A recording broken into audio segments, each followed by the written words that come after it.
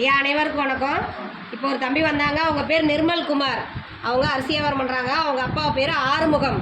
அவங்க இந்த நம்ம முதியோர் இல்லத்துக்காக ஒரு சின்ன அமௌண்ட் ஒரு டொனேஷனாக ஒரு 1000 ரூபாய் கொடுத்துட்டு பெரியவங்களோட ஆசீர்வாதம் வேணும்னு சொல்லியிருக்காங்க. அவங்க குடும்பம், தொழில், வாழ்க்கையில் அனைத்து செல்வம் பற்றுன்னு நீடூழி வாழ நமது பாச அறக்கட்டளை பாச முதியோர் சார்பாக நன்றிகளையும் வாழ்த்துக்களையும் தெரிவிச்சுக்கிறோம்.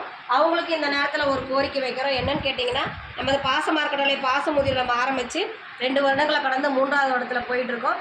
இப்போ நிறைய பெரியவங்க இங்கே கேட்குறதுனால இந்த இடத்துல இட வசதி பத்தாதனால சொந்தமாக இடம் வாங்கி கட்டடம் அமைக்க போகிறோம். அதுக்கு தங்களால் முடிஞ்ச உதவி செஞ்சு தர மாதிரி இந்த நேரத்தில் நாங்கள் கேட்டுக்கிறோம்.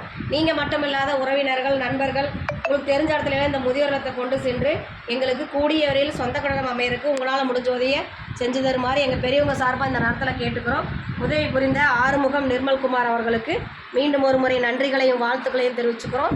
வாழ்க வளத்துடன்.